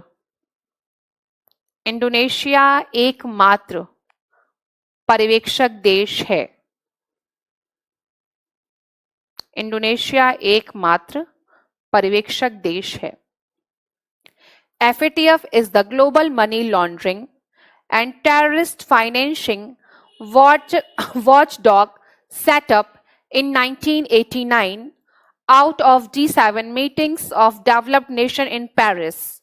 Total member was 39. Total member was 39. India joined with observer status in 2006 and become a full member of FATF in 2010. Special note, Indonesia is the only observer country of FATF. और कौन कौन से देश हैं, क्या आपको idea है? लिख लीजिए, ईरान, नॉर्थ कोरिया और म्यांमार। 3 देश काली सूची में हैं, ईरान, नॉर्थ कोरिया और म्यांमार। 3 देश काली सूची में हैं। Iran and north Korea and Myanmar, Iran, north Korea, Myanmar are the 3 blacklisted countries. Are the 3 blacklisted countries. जितने बड़े बड़े 4 टॉपिक्स थे हमने कर लिए। अब हमने कल बात की थी कि फिर हम छोटे छोटे टॉपिक्स करेंगे ना, क्योंकि फिर वो लगातार आप भी थक जाते हो, इतना इतना दिमाग का कैपेसिटी नहीं होता है। कल हम लोग डेज के बारे में लिख रहे थे, है ना? कहां तक लिखे थे, कितने डेज लिखे थे हम लोगों ने? नेशनल गर्ल्स डे तक लिखे थे, है ना, दो और हैं इसमें। क्या आप लोगों ने राष्ट्रीय मतदाता दिवस सुना है?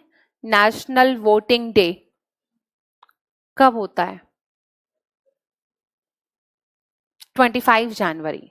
क्यों 25 जनवरी को होता है? अरे भाई, उसी दिन हमारा क्या बना था? 25 जनवरी 1915 को हमारा इलेक्शन कमीशन बना था भाई, ठीक है।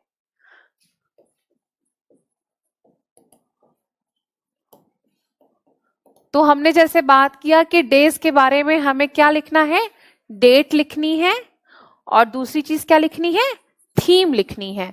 तो बस थीम लिखिए, nothing like voting, nothing like voting. Hindi में है राष्ट्रीय मतदाता दिवस, ठीक है। Nothing like voting, comma, I vote for sure. Nothing like voting, like, LIKE, like, nothing like voting, comma, I vote for sure, I vote for sure, ठीक है। थोड़ा इसके नीचे करंट अफेयर्स की दो चीजें लिख लीजिए। एक, 25th चीफ इलेक्शन कमिश्नर, 25वें मुख्य चुनाव आयुक्त कौन है? राजीव कुमार। और पहले कौन थे? फर्स्ट, एग्जाम में पूछ लेता है कभी कभी, सुकुमार सेन। सुकुमार सेन, फर्स्ट सुकुमार सेन।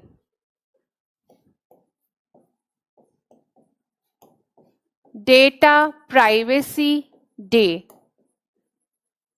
देखिए हम आपसे बोले ना कि बहुत बड़ी चिंता का विषय है ये जितना डेटा कलेक्शन हो रहा है। 28 जनवरी, डेटा प्राइवेसी डे। हिंदी में है डेटा गोपनीयता दिवस, डेटा गोपनीयता दिवस 28 जनवरी।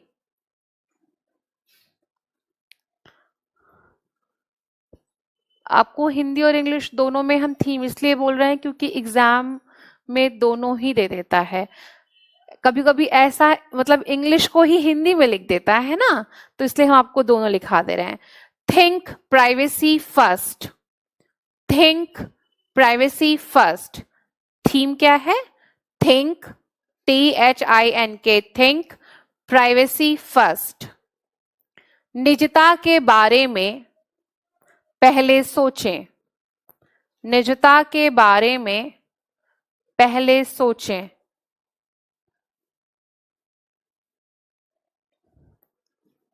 जनवरी महीने में 3 से 4 ही इंपॉर्टेंट थे, मुझे बाकी ज्यादा नहीं लगे, तो मैंने आप लोग को जितना मुझे इंपॉर्टेंट लगा। आप लोग चाहें तो नोट्स को इस फॉर्मेट में चेंज कर सकते हैं कि आगे के हिस्से को जब कॉपी लें, आगे के हिस्से में जो बड़े बड़े पैराग्राफ्स लिखाते हैं, क्योंकि उसमें हम बेसिक डिटेल्स भी डालते हैं कि आपको भविष्य में भी नोट्स काम आ जाए।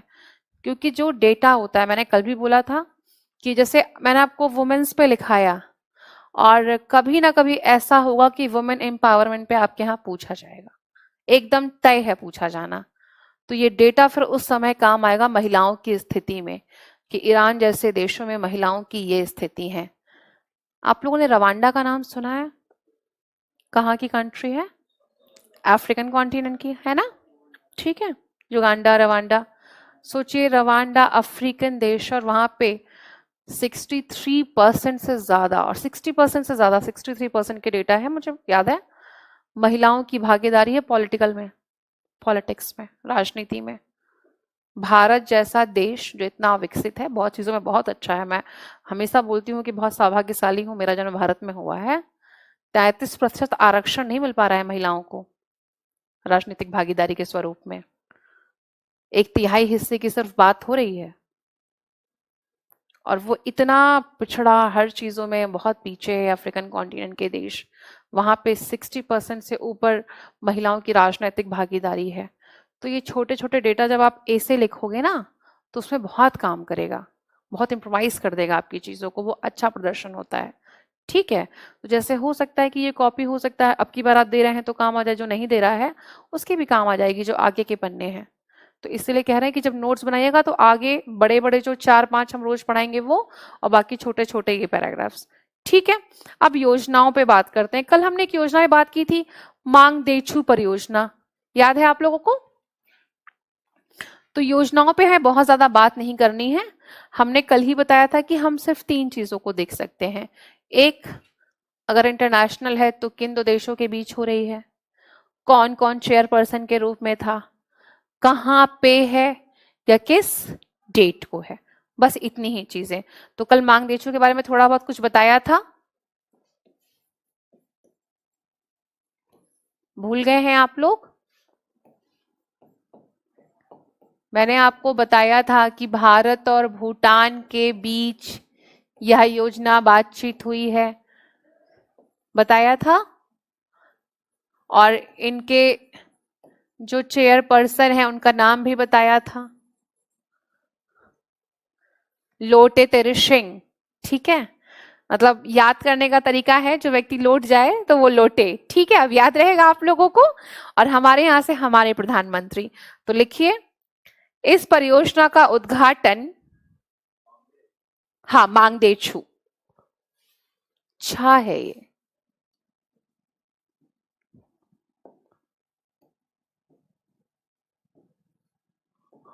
मांगदेछू।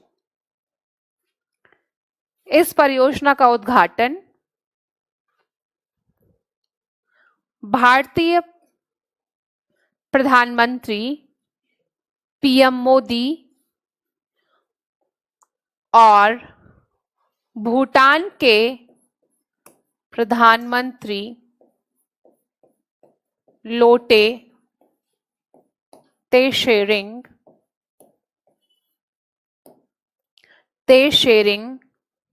ने वर्ष 2019 में संयुक्त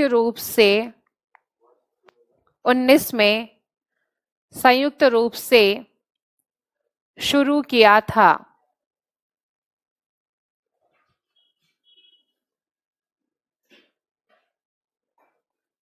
यह एक जल विद्युत परियोजना है, यह एक जल विद्युत परियोजना है।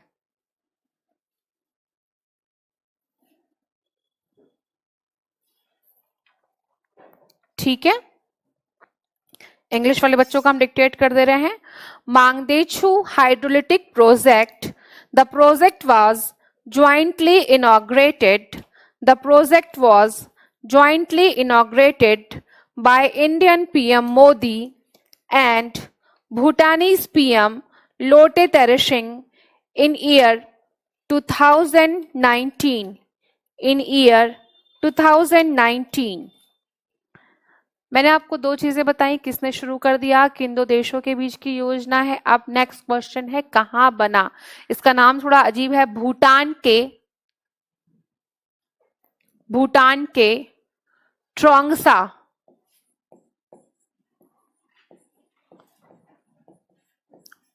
भूटान के ट्रोंगसा,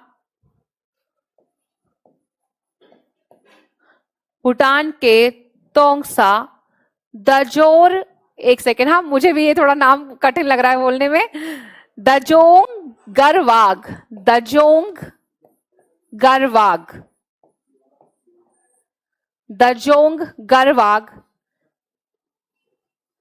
जिले में लगाई गई ट्रोंगोसा।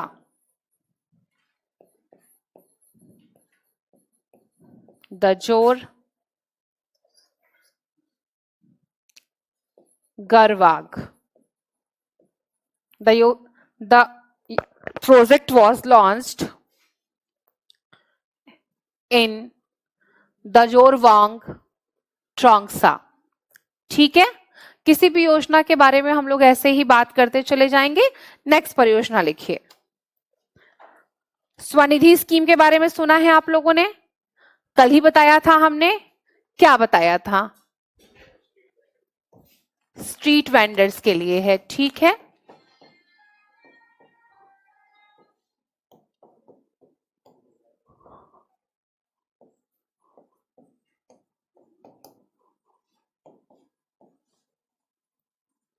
तीन से चार बातें कर लेते हैं इसके बारे में। ये 12 दिसंबर 2022 को शुरू किया गया था।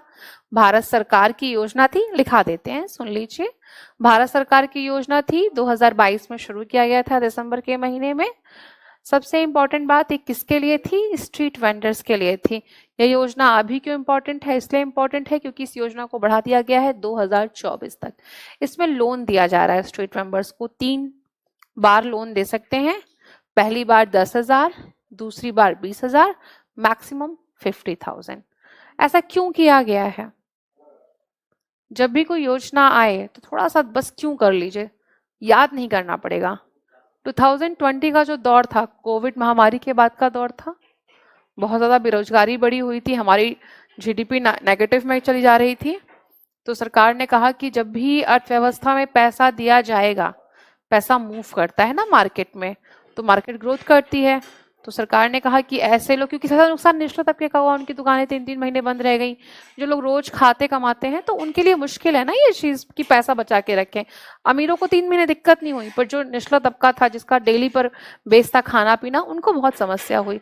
तो सरकार ने उन लोग को पैसा दिया कि वो अपना व्यापार उत्थान कर सके। लिखिए, स्वनिधि योजना का विस्तार, स्वनिधि योजना का विस्तार। भारत सरकार ने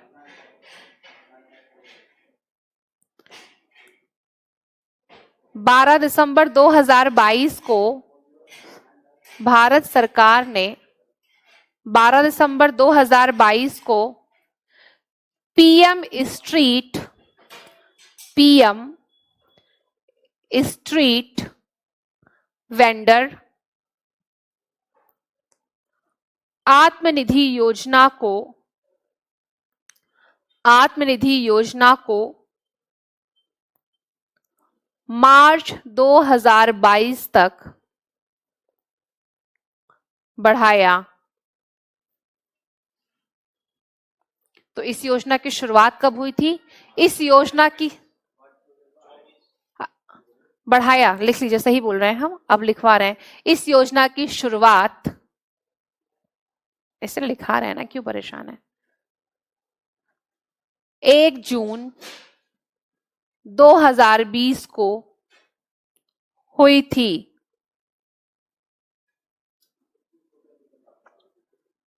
1 जून 2020 को हुई थी तथा ऋण देने की अवधि, एनरोल्ड हो जाएंगे आप 2022 तक, फिर आपको जब ऋण मिलेगा, ऋण देने की अवधि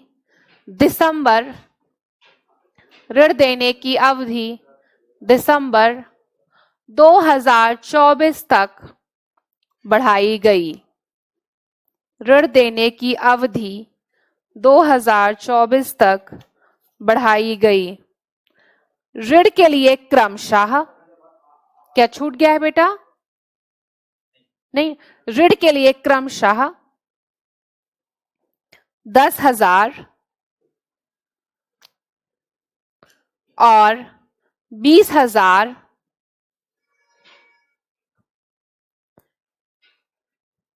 के पहले और दूसरे ऋण के अतिरिक्त, पहले और दूसरे ऋण के अतिरिक्त 50,000 रुपए तक, 50,000 रुपए तक तीसरे ऋण की भुगतान किया जाएगा। तीसरे ऋण तक भुगतान किया जाएगा, ठीक है? इंग्लिश वाले बच्चों को बोल दे रहे हैं। हाँ, 10 और 20 और अन्य 50, ठीक है? The government of India has extended the PM Street Vendors आत्मनिर्भर नीति, PM Svanidhi scheme on December 12, 2022 beyond March 2022. The extension of the lending period will be till December 2024. Introduction of the third loans to up to 50,000 in addition to first and second loans of 10,000 and 20,000 respectively. 10,000 and 20,000 respectively. ठीक है, क्या आप लोग को basic चीजें समझ में आ गई हैं कि अब कभी भी जब आप योजना पढ़ेंगे तो किन किन बातों का ध्यान रखेंगे? क्या आप लोगों ने उत्कर्ष 2.0 के बारे में सुना है? चलिए पहले बताइए, उत्कर्ष के बारे में सुना है?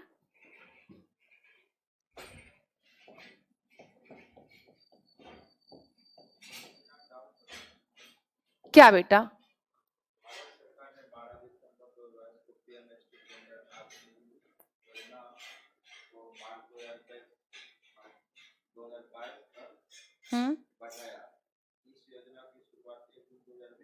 हाँ,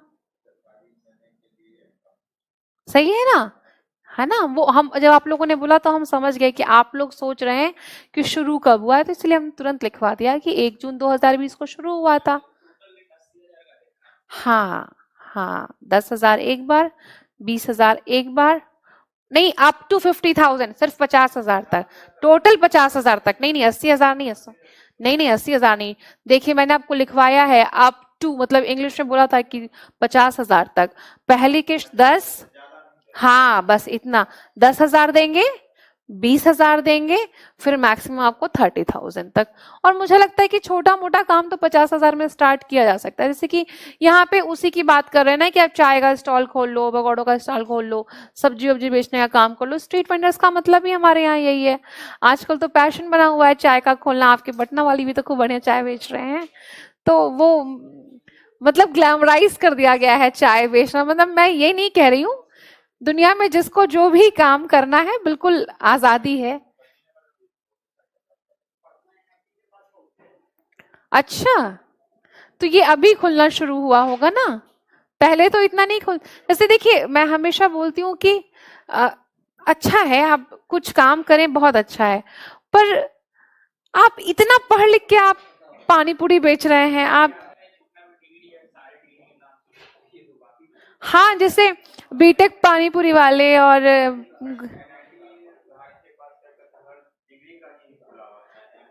एमबीए। अच्छा,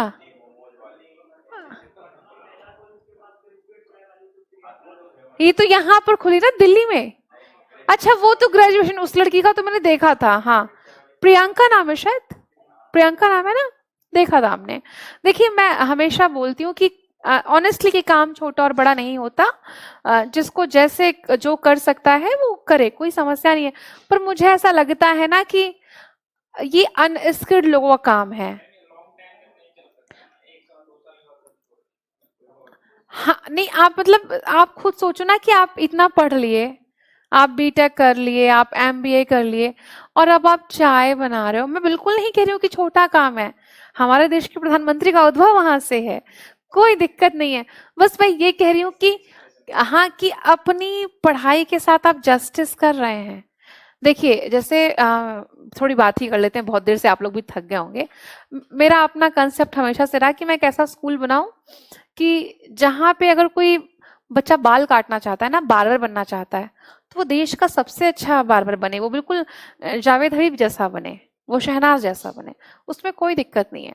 करना चाहते हो करो, आप इलेक्ट्रॉनिक्स बनाना चाहते हो, आप कारपेंटर बनना चाहते हो, आप उस फिर बनो अव्वल लेवल के। आप पढ़ना चाहते हो जो भी, क्योंकि आप जो करना चाहते हैं आप पैशन के साथ करते हैं तो आप अच्छा करते हैं। पर ये मुझे इनजस्टिस लगता है। हो सकता है मैं गलत हूँ, क्योंकि जरूरी नहीं है कि जो मैं सोचती हूँ दुनिया वही सोचे, बट मुझे थोड़ा सा लगता है कि ये न्याय नहीं है। आप इतना पढ़ रहे हैं, आप पढ़ा भी सकते हैं, आप बाकी भी काम कर सकते हैं, आप अकाउंटिंग्स देख सकते हैं, चाय बेचना ठीक है, हो आज ग्लैमराइजेशन जैसा लगता है, बट पता नहीं वही कि लॉन्ग टर्म में ये काम कर पाएगा कि नहीं। क्योंकि जीवन बहुत लंबा है ना, तो लंबी प्रक्रिया में आप इस चीज को साध सकते हैं तो ठीक है। चलो कोई नहीं, क्या करना है, ईश्वर करे कि जिस काम से हम लोग यहाँ आए सिलेक्शन लेने, आपका सिलेक्शन हो। अब आते हैं उत्कर्ष 2.0 में। तो जब भी अब ना जैसे बहुत बहुत योजनाएं हो रही हैं, तो जो भी योजनाएं हो रही 2.0 3.0 मतलब वो आगे की कड़ी में है। तो उत्कर्ष को अगर आप जानना चाहते हैं तो ये आरबीआई से रिलेटेड है, रिजर्व बैंक ऑफ इंडिया से रिलेटेड योजना है। वो डेटा एनालिसिस और बाकी चीजों को पढ़ा के साथ अच्छे से प्रोवाइड करा रही है। जैसे आपको पता होगा आजकल तो सब लोग फोन पे पेटीएम चलाते हैं। आप अब पहले आपको एटीएम जाके अपना मिनी स्टेटमेंट निकालना पड़ता था, बैंक जाके निकालना पड़ता था। अब हम सबके फोन पे मिनी स्टेटमेंट्स आ जाते, लाइन लगना पड़ता था बैंक में, पर अब सब क्या है, आपके हाथ में है, आप जो चाहें। मैं इसीलिए योनो के लिए परेशान थी कि मुझे मेरा पता नहीं चल रहा था मेरा पैसा कहाँ से आ रहा है। तो मैं परेशान थी कि मेरा सैलरी वैलरी कुछ पता नहीं चल रहा है भाई, मुझे अपडेट करना है। तो मेरा मिनी स्टेटमेंट यहाँ निकालने गई तो निकला ही नहीं। तो सारी चीजों को आपके कंप्यूटर से जोड़ दिया जाए। केवाईसी नो योर कस्टमर्स वाली जो सुविधाएं हैं, वही है आपका उत्कर्ष 2.0। ठीक है, आपसे परीक्षा में एकदम सीधा क्वेश्चन पूछ सकते हैं कि उत्कर्ष 2.0 योजना किससे संबंधित है। तो मुझे लगता है कि नाम तो सोच के कोई आरबीआई नहीं लगाएगा, अगर पढ़ा नहीं है किसी ने तो लगा देंगे बिजली पानी घर, हम लोग ये सब लगाएंगे। अगर नहीं पढ़े हैं तो संभवतः आरबीआई तो नहीं लगाएंगे। लिखिए उत्कर्ष 2.0।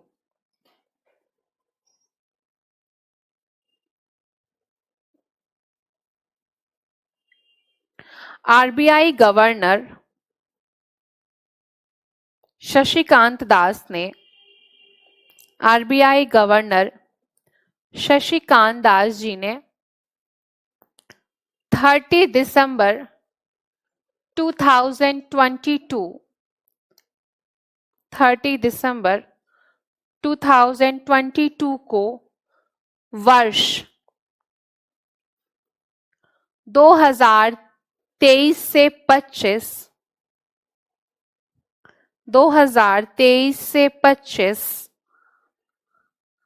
अवधि के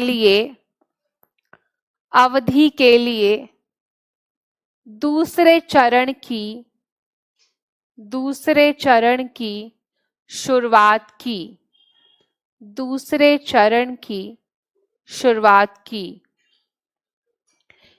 इस योजना का पहला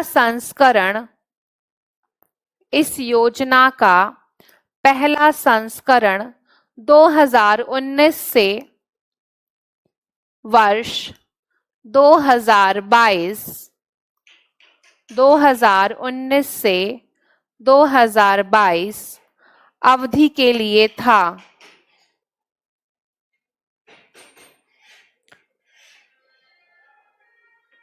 डेटा विश्लेषण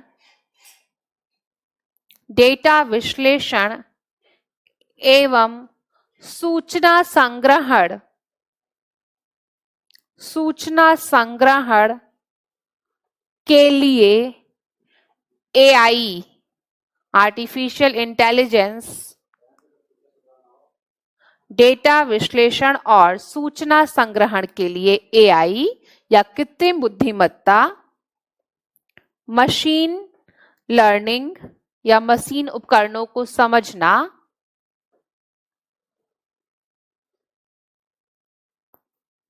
को अपनाना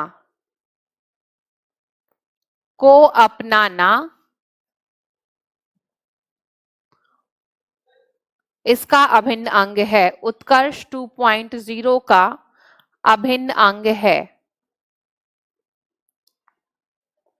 ठीक है, इंग्लिश वालों का बोल देते हैं।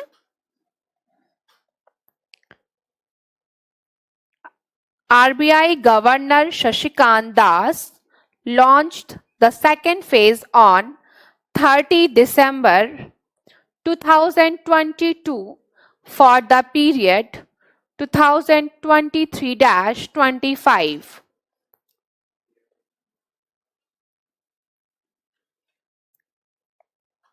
The first edition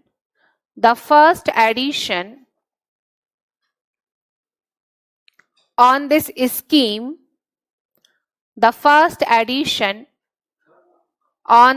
scheme, for the period from 2019 to the year 2022.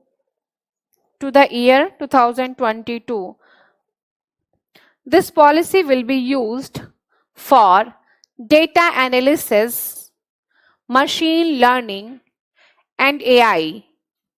Data analysis, machine learning and AI. Next heading है आपकी, आप लोगों क्या टाइम हो गया है क्या? चलिए अच्छा ठीक है, आप लोग को जितनी चीजें बताई आज क्लियर है, और कॉपी को ऐसे ही पार्टीशन कर लीजिए कि आगे आप बड़े बड़े डेटास के बारे में लिखें, जैसा हम आपको रोज आर्टिकल जैसा बता रहे हैं, और पीछे अपना बांट लीजिए छोटी छोटी चीजों को, जो आपकी वर्तमान परीक्षा है उसको देने में काम आएगा।